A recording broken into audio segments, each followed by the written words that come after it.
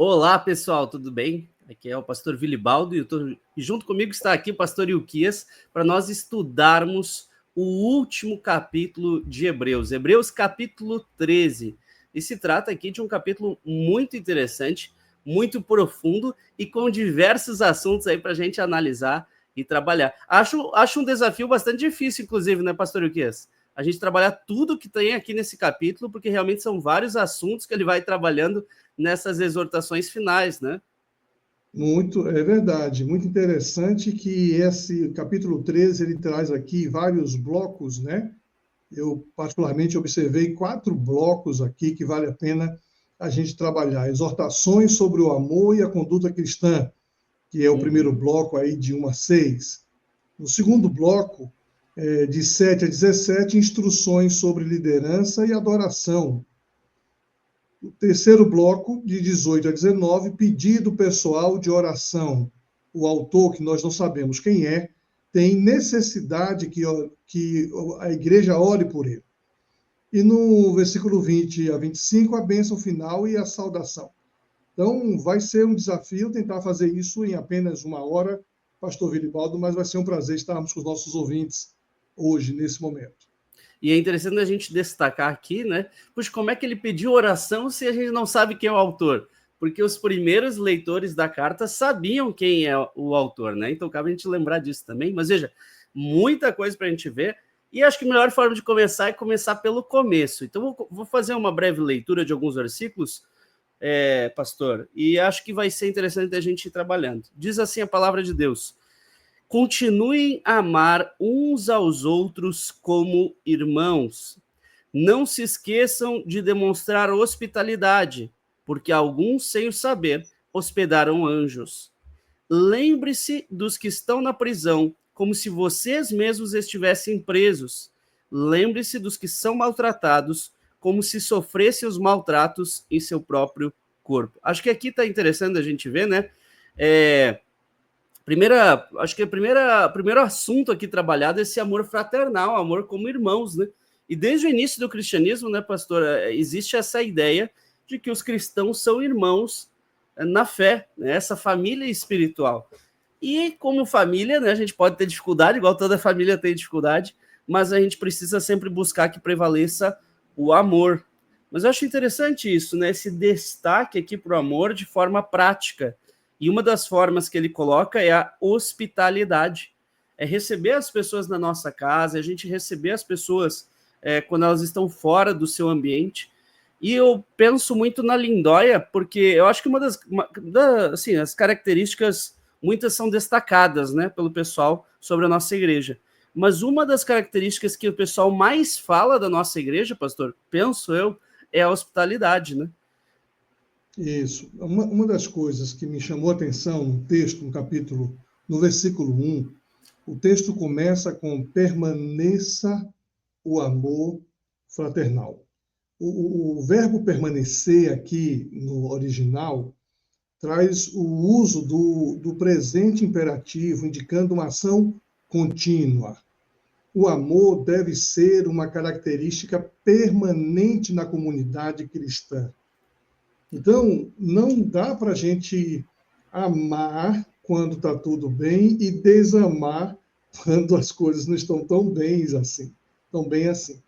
Quando você fala, pastor Vili, da nossa característica como igreja, de fato é uma igreja que ama. E a Bíblia vai dizer, em outro texto, em todo tempo ama. Então, o amor, como nós sabemos, é mais do que um sentimento. O amor é uma disposição, é uma atitude. E esse verbo permanecer, o amor fraternal, o permanecer, trazendo essa indicação de algo contínuo, nos mostra que toda a comunidade cristã precisa ser amorosa. E aí, todos nós, né, devemos desenvolver essa atitude, essa postura, essa disposição de acolher os outros. Quando você falou que ele vai abordar aí as formas onde esse amor permanece. E, de fato, no versículo 2, ele vai falar da hospitalidade, depois do cuidado com o próximo, com honra a quem convive mais de perto. e o contentamento com o que se tem.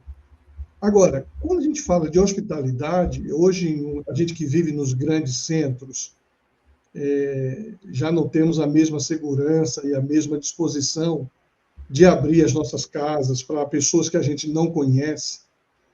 Eu acho que essa hospitalidade, para nós que vivemos nos grandes centros, poderia ser aplicada à hospitalidade de acolher o outro. Eu estou conhecendo uma pessoa agora que eu nunca vi, e é difícil hoje eu abrir a minha casa, botar essa pessoa aqui dentro e recebê-la aqui dentro.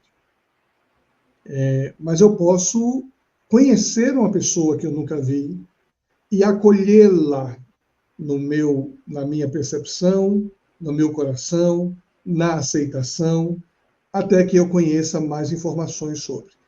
Então, veja, para nós que convivemos nos grandes centros, eu me lembro, Vili, que meu pai foi pastor alguns anos atrás, na cidade interior. E ele já abriu a casa dele para entrar pessoas que nunca viam antes. Me lembro que até um dia entrou um bandido perigoso.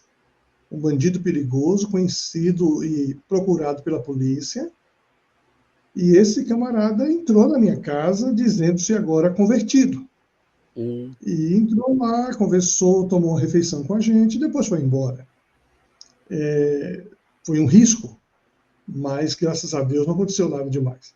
Então, quando a gente fala desse amor permanente no meio da comunidade, com pessoas que nós já conhecemos e sabemos que não são pessoas exploradoras ou ameaçadoras, mas nós devemos ter essa disposição de acolher a todos e hospitalizar a todos, hospedar a todos, praticar a hospitalidade na nossa percepção, na nossa aceitação. E, de fato, nós trabalhamos isso como igreja, e eu fico muito feliz em perceber que a nossa igreja é vista como uma igreja hospitaleira. É até interessante olhar outras traduções, né? A tradução que a gente diz, continue a amar.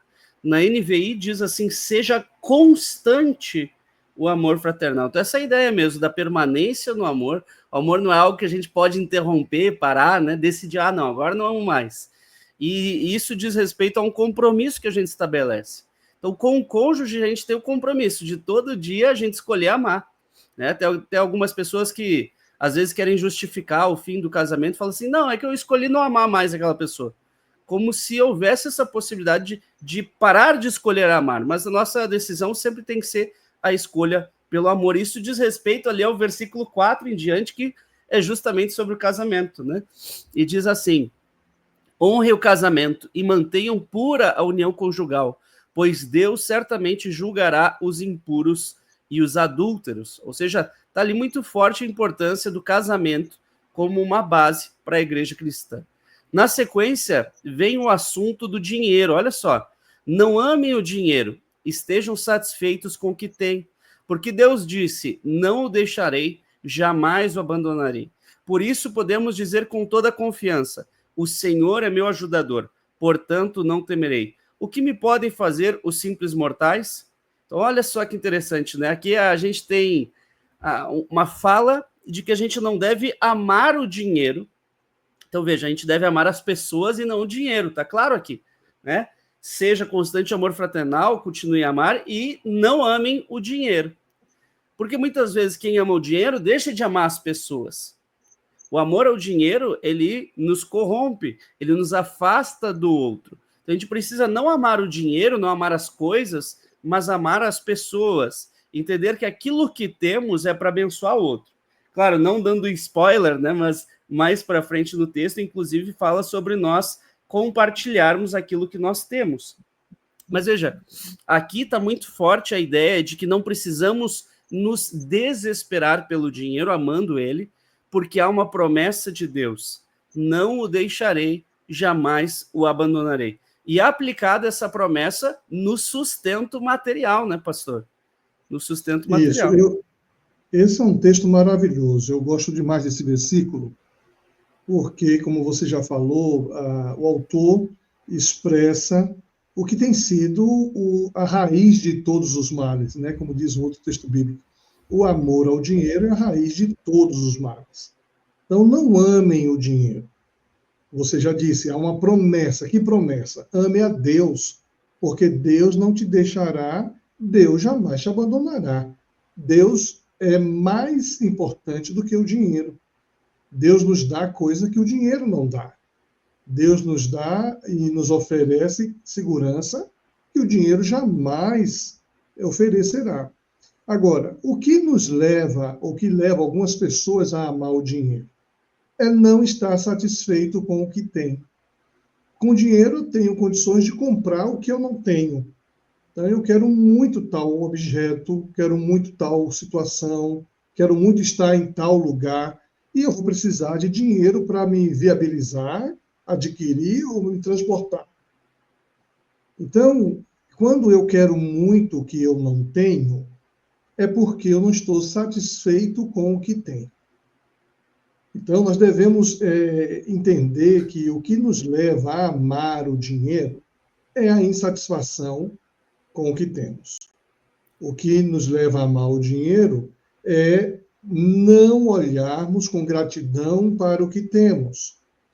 E aí esquecermos que nós já temos um Deus que nos conhece, um Deus que promete que estará conosco, que jamais nos deixará, um Deus que sabe do que nós necessitamos. E quando nós buscamos o reino de Deus em primeiro lugar, ele acrescenta aquilo que nós necessitamos. Então, eu acho que é bom chamar a atenção aqui para você que nos ouve, que cuidado com o valor que o dinheiro exerce sobre sua vida. Esteja satisfeito com o que você tem.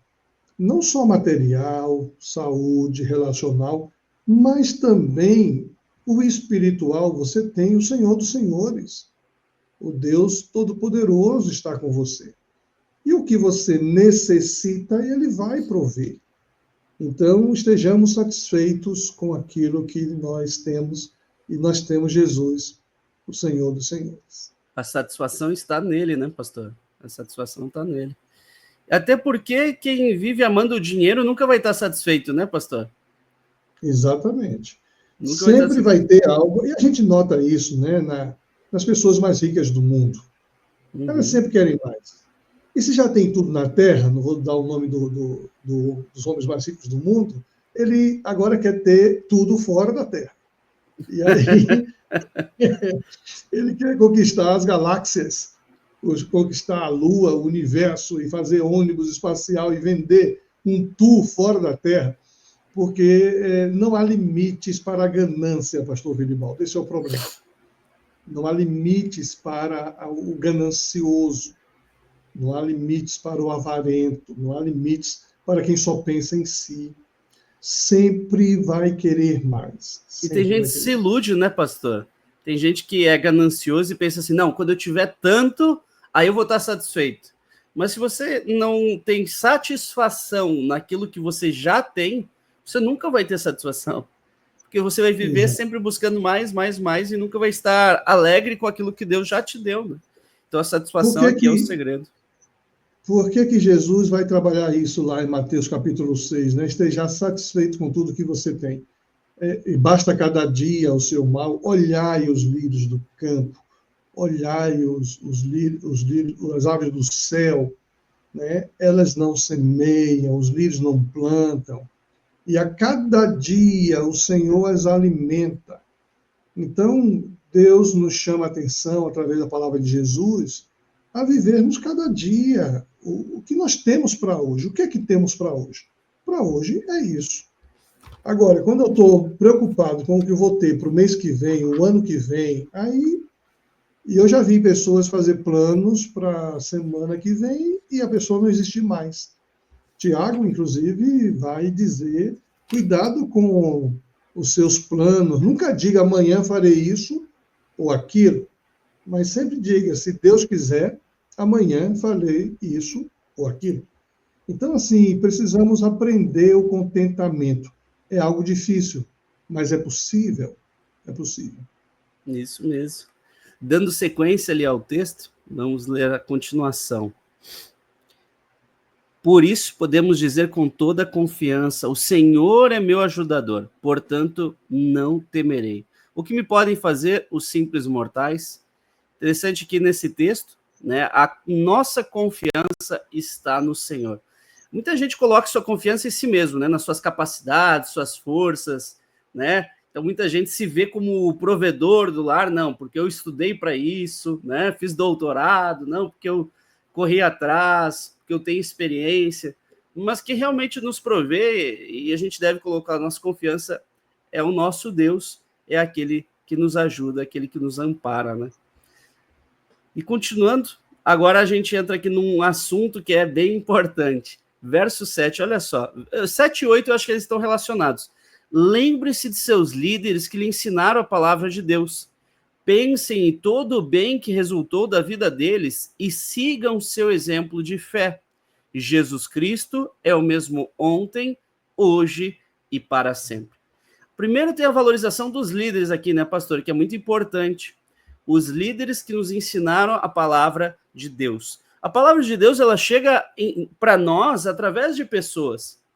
Eu gosto de dizer que ela é uma herança que a gente recebe, né? Então, é uma herança que a gente recebe, às vezes, dos nossos pais, às vezes, nossos pais não nos legaram, mas nossos avós, e às vezes não tem ninguém na família, mas alguém semeou a palavra de Deus na nossa vida. Alguém veio e trouxe o evangelho até nós. Então, a gente tem essa história que nos precede, né? E eu sempre digo, eu que ensino história do cristianismo, eu digo, quando eu estudo a história da igreja, é uma autobiografia, é a minha história. Porque quem veio antes de nós deixa esse legado, essa herança que nós recebemos. E diz ali, pensem em todo o bem que resultou da vida deles e sigam seu exemplo de fé. E eu fico preocupado que hoje muitos não têm visto a importância de ter exemplos de fé, a nível pessoal e a nível como igreja. Então, a nível pessoal, tem pessoas que semearam na minha vida que são exemplos de fé. Eu tenho meus pais espirituais, digamos assim, que eu digo que são 3, né? Que é o pastor André, da minha adolescência, pastor Tércio, que é meu pastor, e o pastor Ilquias. E não é porque ele está aqui, não, né? Que são os 3 que semearam na minha vida e que me acompanharam. Então, são exemplos de fé, e é muito legal da gente ver como isso nos conduz também para a vontade de Deus. Quando a gente foi agora para Fortaleza, para a convenção, né? Como foi legal de ver o pastor Ilquias lá, e eu estava pregando para os músicos e ver a alegria do pastor, né? De ver eu pregando para outros. E é muito legal de ver esse orgulho, não ruim, mas não é um orgulho bom. Também encontrei o pastor Tércio lá e também ver a alegria dele de me ver ali representando a Farrapar. E a gente vê aí que também há essa oportunidade daquilo que a gente semear, a gente vê frutificar na vida do outro, né, pastor? Quando eu estava estudando esse texto ontem, Vili, eu lembrei de você, né? Especialmente pelo carinho e a gratidão que você sempre expressou quando fala do pastor André, né? É André, né? André, a importância que ele exerceu no seu discipulado, a importância que ele exerce até hoje, quando você precisa de ouvir conselhos, você ouve ele, e isso me chamou a atenção. Então, a memória dos líderes do passado é fundamental. Para nós hoje, como você falou aí, o cristianismo é passado de pessoa para pessoa.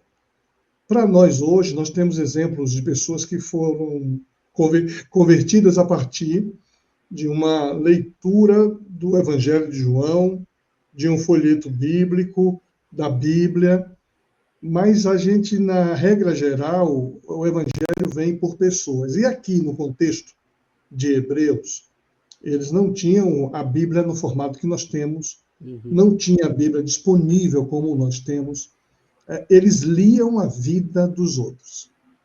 E essa cadeia de liderança sempre foi algo presente no cristianismo. Jesus liderava Pedro, Tiago e João, liderava os 12 apóstolos, e quando Jesus vai ao céu, ele dá essa capacidade, essa ordem, essa direção de que eles fossem por todo mundo pregar o seu evangelho a toda criatura.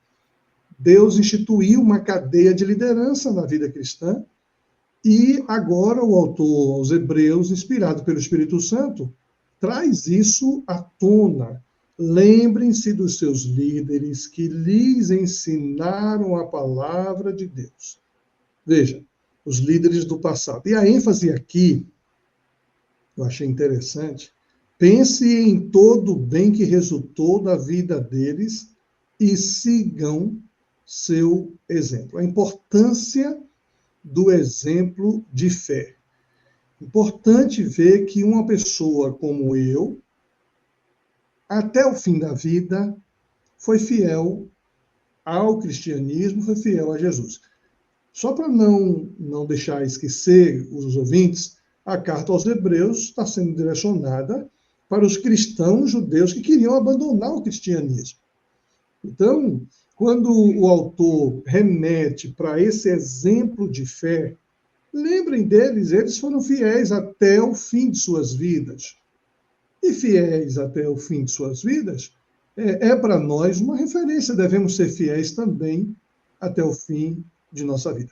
Então, eu tenho também, pastor Viribaldo, vários líderes que passaram pela minha vida. Né? Meu pai e minha mãe exerceram um papel extraordinário. Meu pai, durante muitos anos, foi o meu pastor, mas depois dele, ainda outros líderes que eu os respeito demais. Pastor Irlande Pereira de Azevedo, pastor Hélio Schwartz Lima, pastor Amaro Martins, pastor Soares, são pessoas que de alguma forma me lideraram, independente de função, de títulos. Então, quando o autor nos faz lembrar dos nossos líderes, isso é importante. E você que nos ouve deve lembrar também com carinho daqueles que lideram você. Aqui na Igreja Batista Lindóia, nós temos vários líderes que lideram. Temos aí 4 pastores, outros líderes dos ministérios, líderes de área, os próprios membros da diretoria estatutária nos lideram. Então, nós devemos lembrar. E esse lembrar aqui, eu acho que eu posso dar um sentido, uma conotação, que não é só lembrar de trazer a memória, mas lembrar de apoiar, de orar, de estar junto, de segurar as cargas, de dividir, de incentivar. Então, essa lembrança é ter sensibilidade. A vida do líder, regra geral, costuma ser uma vida solitária. E quando o autor pede para que lembremos, eu dou essa conotação de que lembre também no sentido de dizer, pastor, está tudo bem, estamos juntos, como é que estão as coisas, né? Eu acho que essa lembrança, não só do pastor, mas daqueles que exercem liderança. Então, o Viribaldo gosta muito e tem a gratidão pelo pastor André, mas deve ter ações de atenção para o pastor André, porque às vezes ele se sente... Eu fico feliz quando alguém diz, pastor, orei por você hoje, está tudo bem? Fico tão feliz em ouvir uma mensagem assim. Então, eu percebo que as pessoas lembraram de mim, alegra o meu coração. E eu penso que alegra muito mais o coração de Deus quando nós oramos pelos nossos líderes e apresentamos ao Senhor. Por isso que esse texto está relacionado aos versos 17 e 18. 17 fala de obedecer aos líderes, e o 18, né, o autor diz assim, orem por nós. Então ele está lembrando também que ele é um líder e pedindo, orem por nós também, lembre-se de mim, né, em suas orações. Então isso é algo muito importante, gente. E obedeçam seus líderes, façam o que disserem, o trabalho deles é cuidar de sua alma e disso prestarão contas. E o 18, deles motivo para trabalhar com alegria e não com tristeza, pois isso certamente não beneficiaria vocês. E o verso 18, orem por nós, pois nossa consciência está limpa e desejamos viver de forma honrada em tudo que fazemos. Então é muito interessante a gente ver isso, né? E pensar que quando a gente obedece, quando a gente vive a vida corretamente, a gente dá alegria para os nossos líderes também. Eu fiquei muito feliz de ver a alegria do pastor Ilquias lá em Fortaleza, pelo fato de eu estar lá pregando. E eu sei que o pastor Ilquias é alguém que se alegra com a alegria dos outros e vê os outros crescerem, né? E é muito legal de ver isso. Mas é interessante também, pastor, se me permite, no versículo 7, na versão NVI, ele fala, imitem a sua fé. No nosso está assim, sigam o seu exemplo de fé. No NVI está imitem a sua fé. E aí me lembra muito Paulo, que fala, né? Sede meus imitadores, como eu sou de Cristo. E essa ideia de imitar é reproduzir, às vezes, ações, práticas. E é natural que se imite aqueles que a gente admira.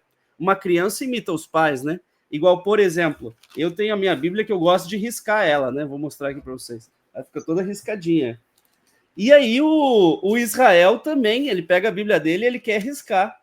E ele quer riscar com as mesmas canetas que eu risco, ele quer riscar a Bíblia dele. Só que não só o Israel. Eu comprei essa Bíblia, que é uma Bíblia com margens para anotações, comecei a riscar com caneta marca-texto.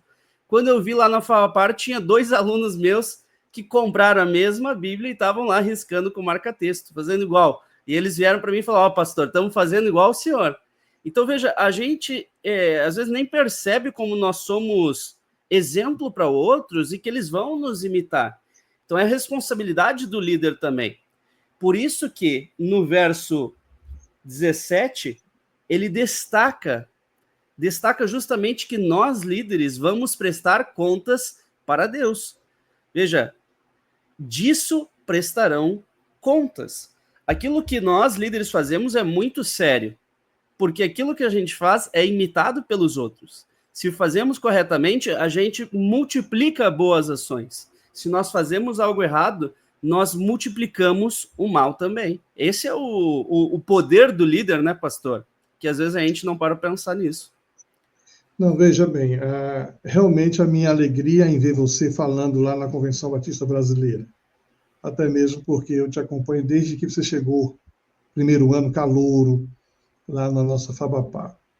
Depois acompanhei todo o seu desenvolvimento e hoje você é uma referência teológica, na educação teológica, uma referência na denominação batista brasileira. Isso me orgulha demais, né? Saber que alguém que eu acompanho, eu não sei dizer quantos anos, mas vai fazer quase 14 anos, né? Eu acho que deu 13 já. Deu 13, vai fazer 14. Então, isso muito me alegrou. Agora, o que me chama a atenção é que eu sempre disse isso para você, que a sua lealdade, a sua submissão nunca deve ser perdida, né? Talvez até por isso Deus tenha abençoado você com passos tão elevados.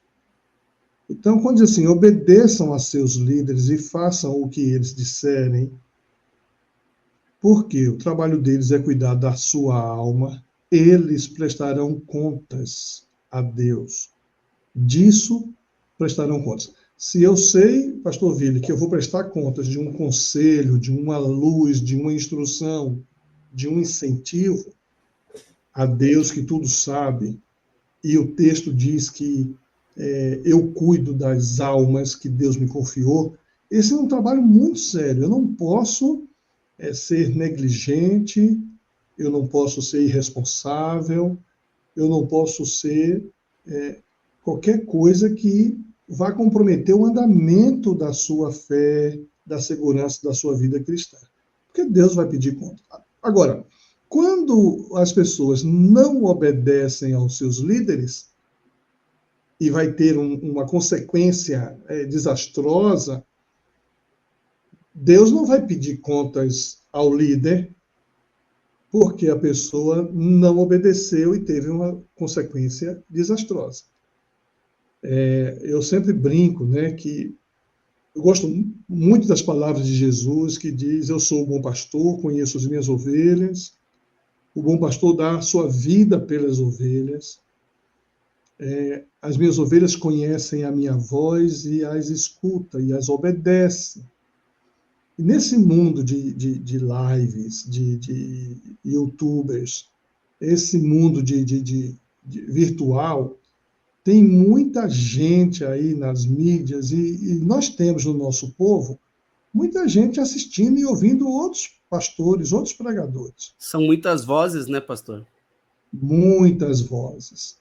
E aí alguns não discernem quem é o seu pastor. Então, às vezes, o pastor virtual, que é até um instrumento de Deus, um excelente expositor bíblico, um excelente pregador, mas é inacessível, né, para você, você não tem acesso. E na hora que você tem uma dificuldade, como é que você vai se aconselhar com essa pessoa. Aí você vem aconselhar com o pastor que está perto de você, o pastor mais presente, e o pastor diz uma coisa, mas você já vincula ao que você ouviu no outro sermão e desobedece, vamos dizer assim, desconsidera o que o líder falou. E aí você, às vezes, corre o erro de, em desobedecer, não ter sucesso naquilo que você precisava. E o texto deixa bem claro que quando você obedece os seus líderes, faça o que eles disserem, eles vão dar conta. Então, se o líder orientar equivocadamente, ele vai dar conta. Né? Isso aí me lembrou, pastor, perdão, me lembrou a fala de um amigo meu, que é o Rodrigo Bibo, né? Rodrigo Bibo, que está bem famoso na internet, tem o podcast dele, né? E numa entrevista, até alguém fala assim, agora você, né, que é um pregador virtual, isso tem substituído os pastores. E ele fala, não, né? Eu não sou pastor, sou um pregador, eu prego, tenho minha divulgação nas redes sociais, mas isso de modo algum substitui o pastor local. Porque é o pastor local que vai estar nos momentos mais importantes, é aquele que vai te abraçar quando você precisa de um abraço, é aquele que vai te consolar quando você perde um ente querido, é aquele que vai te abençoar quando você for casar. Então, hoje existe, sim, as redes sociais, existe essa presença forte da internet, mas isso não substitui a liderança que Deus instituiu, daquele que realmente está acompanhando alguém, né? Então, muitos acabam se iludindo e vivendo um cristianismo, como é que eu posso colocar? Meia boca, porque acabam vivendo só virtualmente, né? Só recebendo ali mensagens, mas não sendo realmente pastoreado e deixando de aproveitar. Então, eu não falo isso nem com um olhar de julgamento, de julgar essas pessoas, não, mas com o cuidado de, puxa, elas estão perdendo tanto, perdendo que pessoas conheçam elas, conheçam as dificuldades delas e possam ajudá-las naquilo que elas precisam. Então, é um cuidado muito importante hoje para a gente entender esse texto aqui, né, pastor? E como ele é útil hoje. Aí tu fala assim, puxa, mas foi escrito tanto tempo atrás. Então, vamos ver o versículo 8. Olha só. O verso 8 traz justamente essa ideia para nós. Jesus Cristo é o mesmo ontem, hoje e para sempre. E a fé em Jesus Cristo permanece igual. Então, veja, a gente está falando aqui de um texto que foi escrito há quase 2000 anos atrás, mas que permanece atual, porque a nossa fé, ela não muda, a nossa fé permanece a mesma. Então, essas lições aqui, elas permanecem válidas para nós. Mas em pleno século XXI? Sim, em pleno século XXI, permanece aí a palavra sendo a verdade para nós. Jesus Cristo é o mesmo, ontem, hoje e para sempre. E isso me faz pensar também, pastor, da questão das gerações. Tem gente que julga os líderes mais velhos e fala, não, ele fala isso porque ele é de uma outra geração, o tempo dele já passou, ele pensa assim porque, né, é de outro tempo, agora o mundo mudou. Há lições valiosas das gerações mais antigas e muitos da nova geração estão perdendo essas lições por não entender isso aqui, que Jesus Cristo é o mesmo ontem, hoje e para sempre. E os líderes do passado, sim, têm lições para nós, e principalmente os líderes que são do passado, mas permanecem no presente, sendo bênção nas nossas vidas, né? Assim como nós que somos das gerações anteriores, também podemos aprender e crescer com os das novas gerações, né? Então, aqui, por exemplo, nós estamos 2 gerações, né? Você já é de uma outra geração diferente da minha, mas há entre nós um diálogo muito tranquilo, uma compreensão muito clara, uma percepção boa, há uma interação das gerações. Agora, o que me chama a atenção no versículo 8 é que o autor volta ao tema principal da carta de Hebreus. Jesus Cristo é o mesmo, ontem, hoje e para sempre. Ou seja, a centralidade de Cristo. Ele está abordando a suficiência de Cristo.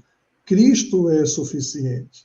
Eu não preciso agora voltar ao estágio do véu, do Santo dos Santos. Eu não preciso voltar ao sacerdócio araônico. Jesus Cristo é o mesmo ontem e hoje. Isso mostra a natureza imutável de Cristo como âncora da fé. Ele está tratando de um problema local muito claro e aponta para a suficiência, a centralidade de Cristo, mas que para nós, no século XXI, também tem um comunicado extraordinário. Jesus é tudo para mim. E aí, veja, parece ver que o autor já estava prevendo o século XXI, o mundo virtual, quando chega no versículo 9. Portanto, não se deixem atrair por ensinos novos e estranhos. A força de vocês vem da graça de Deus e não de regras sobre alimentos que em nada ajudam aqueles que as seguem. E aí eu chamo a atenção para ensinos novos e estranhos. E de vez em quando a gente vê homens renomados, conceituados, que começam a trazer ensinos estranhos, novos. E quando a gente vive nesse mundo virtual e a gente começa a perceber o debate que há no mundo virtual, pessoas que nós amamos, que já foram bênçãos na nossa vida, discutindo uma baboseira, desculpe o termo, mas discutindo coisas que perdem tempo e levam a cabeça dos ouvintes para o que é fútil, né? Agora, por exemplo, nós falamos de espaço VIP. Esse é um debate que aconteceu há 2 semanas atrás na internet. As igrejas que têm espaço VIP para as celebridades. Veja, isso é estranho demais na fé cristã. Nós nos chamamos de irmãos. Eu tenho gente que me chama de irmão pastor. Viu, irmão pastor? Não está errado, né? Não está errado. Eu digo, sim, irmã fulana. Então, veja, o cristianismo que se baseia na igualdade, onde o próprio Senhor Jesus, que é suficiente, que o texto mostrou no versículo anterior, essa centralidade, nos tornou irmão por adoção. Nós temos hoje a discussão sobre VIP, os VIPs. E tem alguns que só falam com os VIPs. E hoje tem alguns movimentos, inclusive. Né? Então, reúne os mega pastores de megas igrejas. Aí, os pastores médios de igrejas médias. Os pastores de pequenas igrejas. Quando, na verdade, nós somos todos irmãos a serviço do mesmo reino, e a igreja do Senhor é uma só. Então, esses novos ensinos não são só ensinos doutrinários que são estranhos, mas alguns ensinos até eclesiásticos, comportamentais, ensinos de criar segregação. E aí ele denuncia, olha, a força de vocês vem da graça de Deus.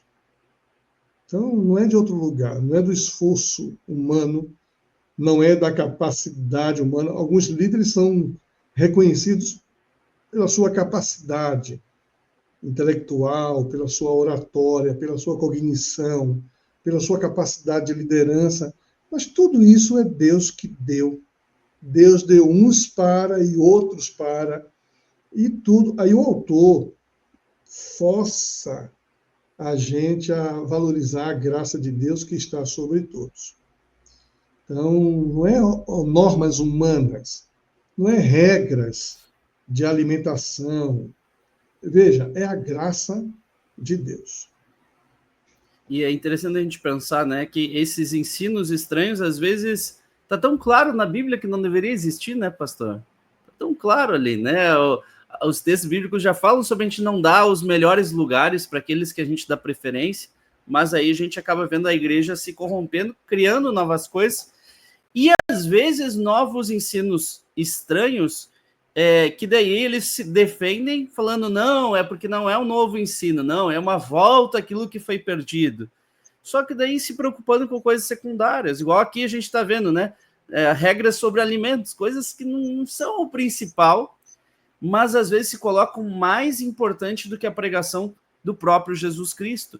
Então, diante disso, a gente precisa também se avaliar como igreja sempre e pensar se a gente não tem colocado coisas secundárias como principais e coisas principais como secundárias, né? Será que a gente não tem invertido, às vezes, os valores? É sempre uma autoavaliação que a gente deve fazer, porque nós, como igreja, precisamos sempre entender que a nossa força vem da graça de Deus.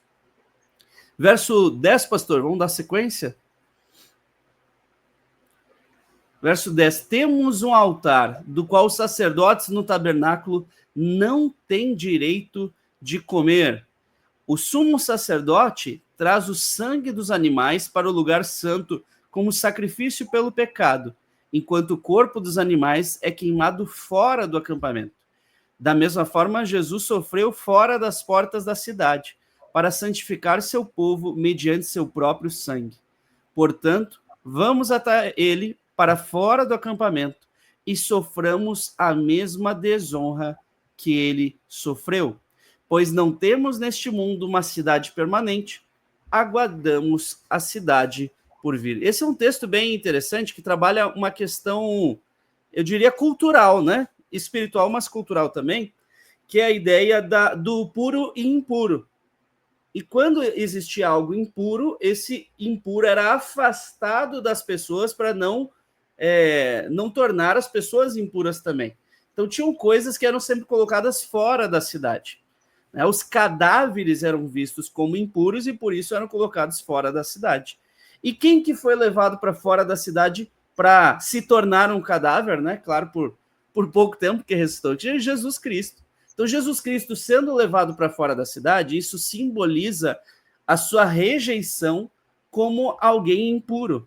E a gente sabe que, biblicamente, ele se fez impuro por nós, né? Ele se fez maldito por nós, no sentido de receber sobre si o nosso pecado. Claro, Jesus nunca pecou. Claro, Jesus nunca foi impuro. Claro, Jesus é o único que é puro, né? Mas ele recebeu sobre si os nossos pecados e nos deixa uma lição importante. Qual lição que é? Ele escolheu ser rejeitado por todos por amor. Ser afastado da cidade é ser rejeitado pela cidade. Da mesma forma, nós também precisamos saber que nós vamos ser rejeitados por este mundo. Nós vamos ser vistos como impuros. Mas a nossa confiança está ali no versículo 14. Não temos neste mundo uma cidade permanente. Aguardamos a cidade por vir. A nova Jerusalém, o céu que nos aguarda, né? Então é algo muito importante. Nós cristãos, né, pastor? A gente não adianta se iludir. A gente vai ser rejeitado nesse mundo, né? Isso. Então, veja, assim como você muito bem expôs a necessidade de Jesus ter sido levado para fora da cidade, nós temos a necessidade de sairmos deste mundo. Aí é um tema complicado. Não peço que os tires do mundo, mas que o livre do mal. A palavra mundo na igreja, especialmente para a nossa geração, era muito comum.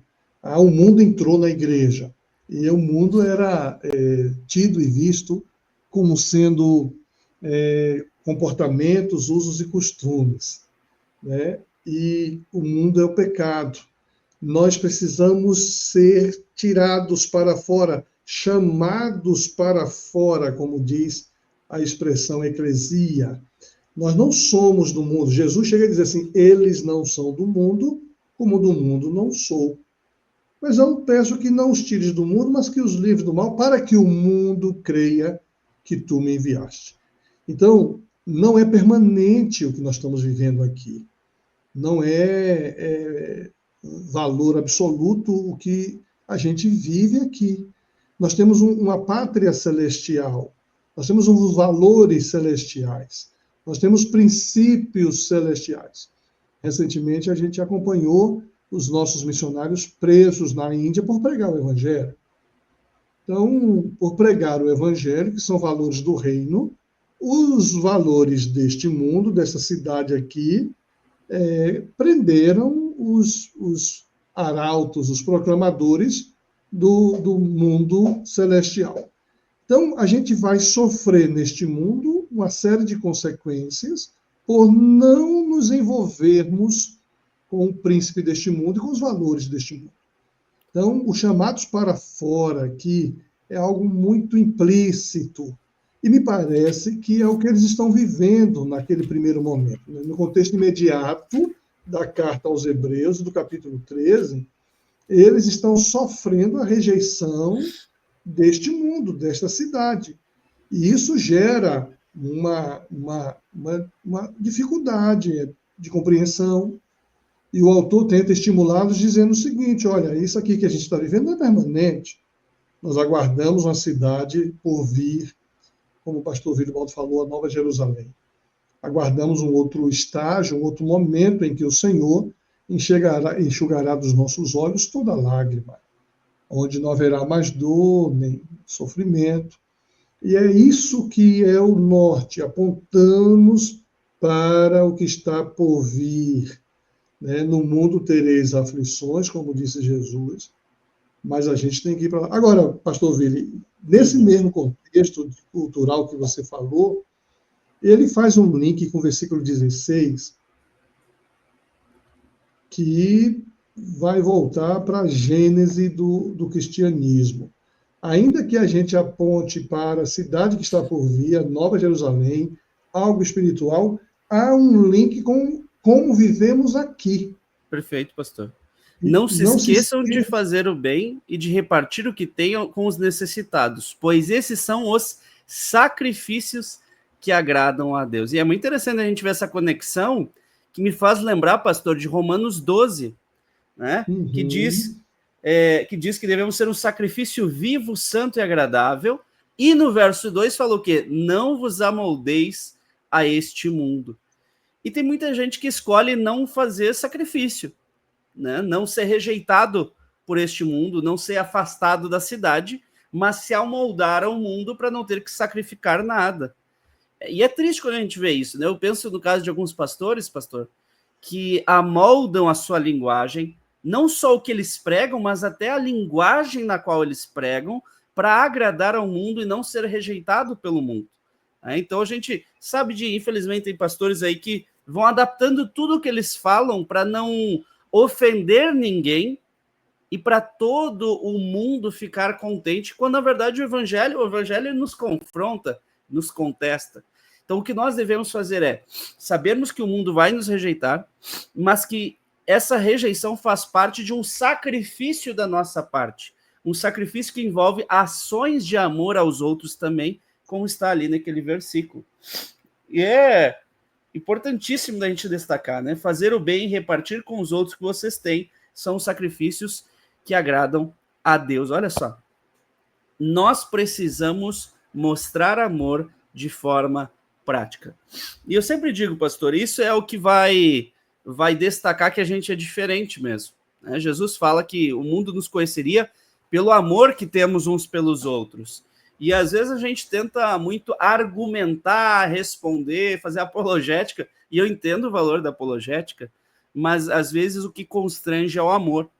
Eu lembro que no colégio, pastor, eu tinha um amigo que ele não era cristão, ele não acreditava em Deus. E eu comecei a investir na vida dele e me tornar um amigo de verdade para ele, mostrar amor para ele. Eu lembro que um dia ele falou assim: Vili, eu não acredito em Deus, porque para mim Deus não faz sentido, mas eu não consigo explicar o seu amor por mim. Então eu penso que às vezes as nossas ações de amor, elas também vão levar as pessoas a pensar em Jesus Cristo, a repensar em suas vidas, e esse é um sacrifício que todos nós estamos aí desafiados a cumprir. É porque o aspecto religioso, né? Veja, interessante que ele faz aqui um link com a religiosidade. A gente sabe que muita gente acha que o cristianismo é uma religião. Eu costumo diferenciar. A denominação batista é uma religião, a igreja católica é outra religião, os espíritas são outras religiões, o budismo. Mas o cristianismo é um estilo de vida firmado em Cristo Jesus. Ele é mais do que religião, ele é o caminho que conduz e linka o homem a Deus. Mas a gente tem dentro de nós, até pela nossa herança cultural, a atenção religiosa. Então, quando a gente pensa em religião, a gente pensa em ações, sacrifícios, devoção. E quando o autor diz assim, ó, não esqueça de fazer o bem, repartir com os necessitados, pois esse é o sacrifício que agrada a Deus, nós vamos entender o que Tiago diz, que a verdadeira religião consiste em amparar os órfãos e as viúvas em suas aflições. Então, se você quer viver a sua espiritualidade com atos religiosos, pratique o bem. Se importe com as pessoas. E aí a gente vai perceber que o evangelho vai confrontar, né? Amar o próximo como a ti mesmo, né? Fazer o bem ao próximo. Se você diz amar a Deus a quem você não vê e odeia seu irmão, você é mentiroso. E o nosso irmão é a imagem e semelhança de Deus. Deus se agrada com todas as ações voltadas para os nossos irmãos. E isso nos vincula, isso nos aproxima. Nesse contexto de Hebreus, sofrimento, perseguição, desejo de voltar atrás nos atos religiosos, Deus diz, olhe para o seu próximo, faça o bem aos que são... Até mesmo porque quando a gente só pensa em nós mesmos, nós deixamos de olhar o outro. Uhum. E aí a gente começa a não estar satisfeito com o que temos, como a gente viu nos versículos anteriores, e a gente fica pensando em nós mesmos. E a gente deixa de enxergar o outro. E o outro é a imagem e semelhança de Deus. Então eu acho que nós precisamos ter sempre esse olhar voltado para o outro, porque Deus se agrada disso. Ainda que o outro não tenha a mesma fé que nós, ainda que o outro creia em coisas diferentes de nós, Deus se agrada quando nós nos importamos com o próximo. E olha a conexão com as outras partes do texto, né? Se conecta, por exemplo, com o versículo 9, quando ele fala dos alimentos, né? Então, veja, o verso 16, ele está tratando ali da verdadeira religião, e no 9 ele já tinha falado das regras sobre alimentos, né? Nada ajuda aqueles que as seguem. Então, a religião verdadeira, se você quer ser religioso, igual o pastor Iquias falou, não fique se preocupando de não comer carne de porco, não comer camarão. Tem gente que se preocupa com essas coisas, né, pastor? O que o autor está dizendo é isso aí não vai fazer diferença nenhuma. Isso aí não vai te ajudar em nada, tá? Só vai te impedir de comer algumas coisas. Mas agora, se você quer fazer algo religioso, que seja uma religiosidade verdadeira, como diz o Tiago, de cuidar daqueles que precisam. Também se conecta ao verso 1, do amor, da constância no amor fraternal. Até porque, quando a gente ajuda o próximo, né, pastor Ilquias, a gente deve começar ajudando quem são os nossos irmãos na fé. Então, a gente deve priorizar, inclusive, aqueles que são nossos irmãos na fé, para a gente mostrar esse amor, né? Tem um texto que a gente costuma sempre mencionar: façamos o bem a todos, primeiramente aos domésticos da fé. Então, eu tenho um dever de fazer o bem a todos e tenho uma responsabilidade de fazer aos irmãos. E como que a gente faz isso, né? Aí fazer o bem envolve, na continuação do texto lá, né, obedecer aos nossos líderes, mas envolve também, no verso 18, a oração.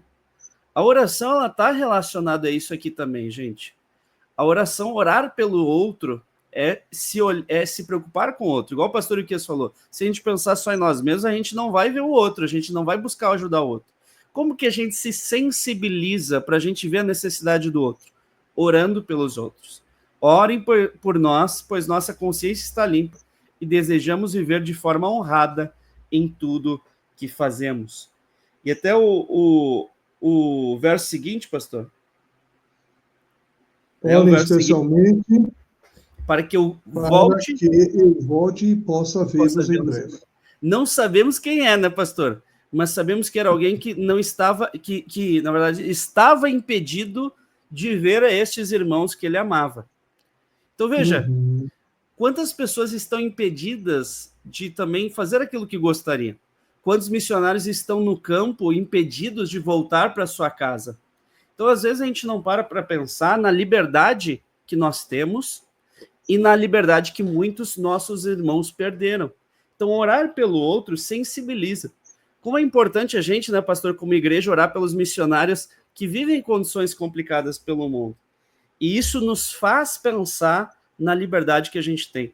Não sei se quem está acompanhando já reparou, mas sempre que eu oro para abrir o culto, né, costumo orar para abrir o culto, eu oro agradecendo a Deus pela liberdade de nós estarmos juntos, né, adorando a Deus.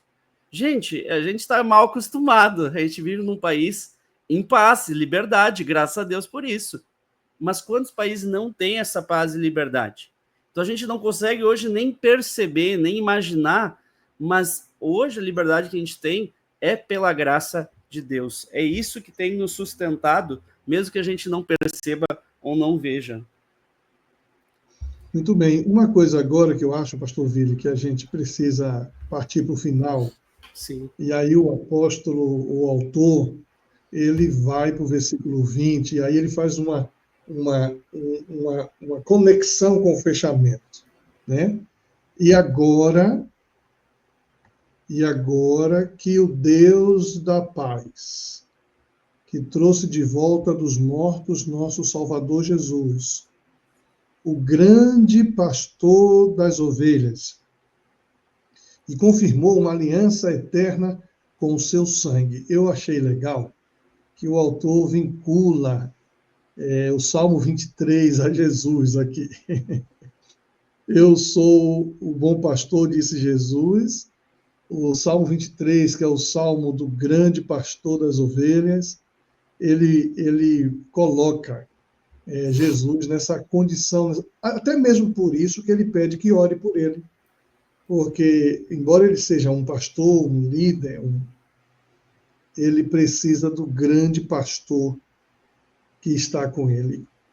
Aquele que confirmou uma aliança eterna, e de novo ele volta fechando o capítulo, fechando a carta aos Hebreus, com aquele dilema dos sacrifícios, né, dos santos.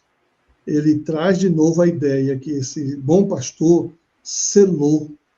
Então ele fecha dizendo, olha, que o bom pastor, o Deus de paz, que trouxe Jesus dos mortos, o grande pastor das ovelhas, que ele os capacite, veja, aqui entra novamente linkando, ore por mim, porque eu preciso ser capacitado, mas que esse bom pastor capacite a vocês também, que os capacite em tudo o que precisam para fazer a vontade de Deus.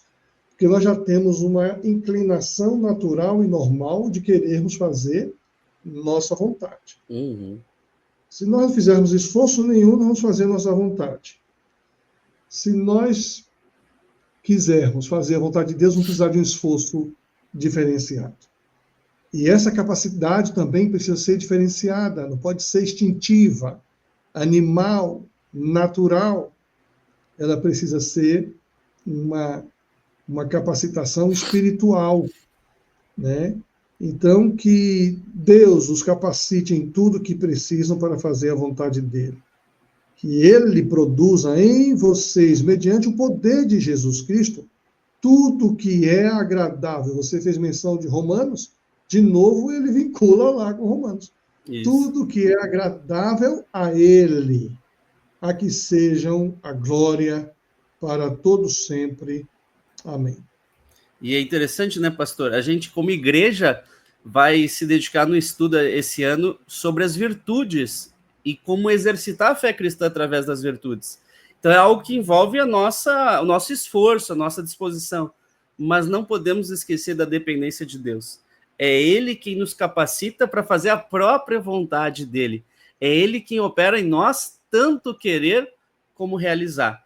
Então é muito interessante a gente pensar a respeito disso, porque a gente precisa sempre lembrar.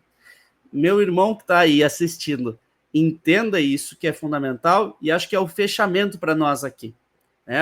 Uma lição que a gente precisa tirar desse texto: em Deus nós temos a nossa satisfação, em Deus nós temos, através da sua graça, aquilo que nos fortalece, a nossa força, como a gente viu aqui em Hebreus. Em Deus nós temos a capacitação para tudo aquilo que precisamos realizar. O livro de Hebreus, ele nos traz luz a respeito disso em todo ele. Mas no capítulo 13, apenas no capítulo 13, dá para ver isso de forma clara. Deus é em quem nós nos satisfazemos, Deus é aquele que nos dá força e Deus é aquele que nos capacita para operar a sua boa, maravilhosa vontade. Que Deus esteja satisfazendo os nossos corações, que Ele esteja nos fortalecendo a cada dia. E, acima de tudo, que Ele nos capacite para nós vivermos a vontade dEle, que é boa, perfeita e agradável. Que Deus te abençoe, um grande abraço e até a próxima.